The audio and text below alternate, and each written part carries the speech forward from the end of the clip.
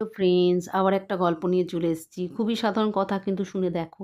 ধরো এক দল বাঙালি, সেখানে একজন কোনো নন বেঙ্গলি যেমন বিহারিদের পেছনে লাগা। কিরে বিহারি বাচ্চা এটা ঠিক বললো না। আবার ধরো ঘোরাফেরা, খেলাধুলা, বাগান পরিষ্কার অনেক হলো, শিয়াল, কুকুর, বিড়াল, ভূতের গল্প অনেক বললাম। এবার ধরো আমার 6 বছর বয়স, দাদারও 7 বছর।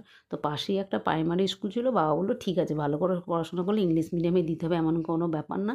বাঙালির ঘরের ছেলে মেয়ে মধ্যবিত্ত করে তো বাংলাতে ওই প্রাইমারি স্কুলে আমরা ভর্তি হয়ে গেলাম। তো যেতে হতো ওই পাড়াটার মধ্যে দিয়ে। এবার বলি আমরা ওখানে একা বাঙালি গেছিলাম। প্রত্যেকে আমাদের পেছনে লাগতো। যখন আমরা স্কুলে যেতাম তখন প্রত্যেকে বলতো, "কিরে বাঙাল বাচ্চা কচুর শাক খাইছো?" এরকম রোজ, রোজ খজাতো। আর আমাদের পেছনে আমাদের তখন কান্না পেতো। বাবাকে এসে বলতাম। বাবা একটা এমন ধাবায় দিয়েছে, বললো, "যেই বলবে বাঙাল বাচ্চা, সে বড় হোক, ছোট হোক, দাদুর বয়স হোক, সে অন্যায় করেছে, প্রতিবাদ করবি।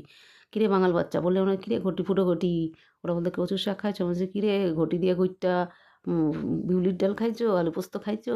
আর এরম বলতে, বলতে আর বলতো না। মানে ইটের জবাব পাথর দিয়ে দিতে হবে। কেউ এক অন্যায় করে কেউ এক গালে চড় মারলে তার ২ গালে চড় মারবে।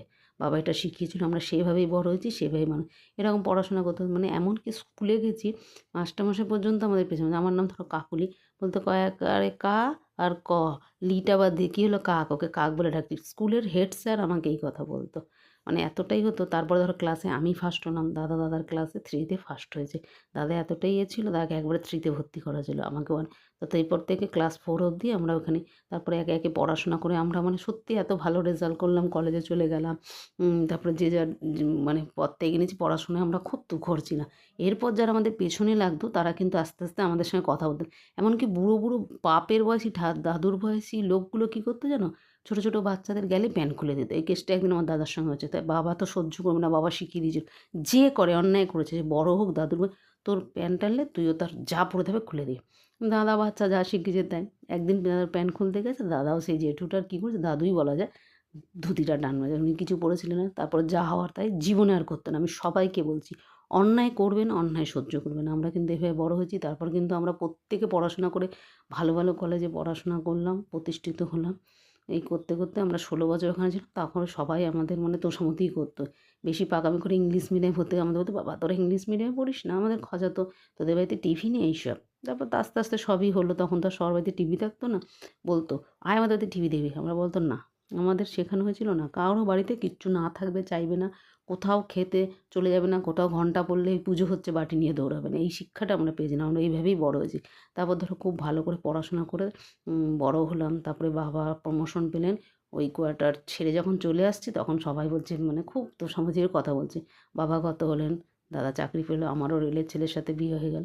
মানে এটা বলছি খুব তাড়াতাড়ি, এত তাড়াতাড়ি এত সহজ ছিল না ব্যাপারটা। তো সবাই 3 ভাই বোন যে যার জায়গায় এখন প্রতিষ্ঠিত। তাই বলছি কেউ কারো পেছনে কেন লাগে? কী আরাম পাওয়া যায় না? এগুলো একটা অসুখ। ছোটোবেলা থেকেই বাবা মা দেখে তার ছেলে মেয়েগুলো শেখে। এগুলো ছোটোবেলা থেকে শেখানো উচিত। এগুলো একটা ম্যানার্স। মানে আমি আজও বলি, "ওরে কী পেয়েছিস? তোদের কী হয়েছে?" বলতে নেই। তারা কিন্তু এখন অনেকে কাজ পায়নি, বেকার ঘুরে বেড়ায়। আমাদের দেখলে, "ওরে বাবা, তোদের হাসব্যান্ড তো রেলে চাকরি করে, তোর দাদা রেলে চাকরি পেয়ে গেল, কোথায় থাকিস, কী করিস?" আমরা খুব সিম্পলভাবে বলি, "না, না এমন কোনো ব্যাপার না।" এইভাবে মানে কথা। এই সেদিন ওরা কথা বলছি, 1 বছর আগে গেছিলাম একটা কাজে ওইখানে। সবাই ডেকে কথা বলছে, "বাবা তোর বড় হাসব্যান্ড রেলে চাকরি করে", এই সেই অনেক কথা। আমরা খুব নরমালভাবেই কথা, কারণ যে অন্যায় করবে একদিন না একদিন সে বুঝবে যে আমরা এটা অন্যায় করেছিলাম। আমাদের খুব ছোটো করতো, হেনস্থা করতো। বাবা ছিলেন বলে আমরা এই শিক্ষায় মানুষ হয়েছি। আর আমিও আমার সন্তানদের কখনও কাউকে ছোটো করে কথা বলবে না। মানুষের মতো মানুষ হবে। সবাই শিক্ষা দীক্ষায় বড় হয় মানে যে বিশাল ইঞ্জিনিয়ার হবে, প্রফেসর হবে সেটা না। ভেতরের শিক্ষাটা আসল। এই জিনিসটা আমিও আমার ছেলেমেয়েকে সবসময় বলি যে, "তোমার সাথে কেউ খারাপ ব্যবহার করলে সে একদিন না একদিন ঠিক বুঝতে পারবে। তুমি খারাপ ব্যবহার করবে না। আর কেউ অন্যায় করলে মানবে না। ১ দিন, ২ দিন, ৩ দিনের দিন জবাব দেবে।" যাই হোক বন্ধুরা, এটা একটা খুব সাধারণ গল্প। তাও তোমাদের সঙ্গে যেহেতু সব কিছু শেয়ার করি, এটাও শেয়ার করলাম।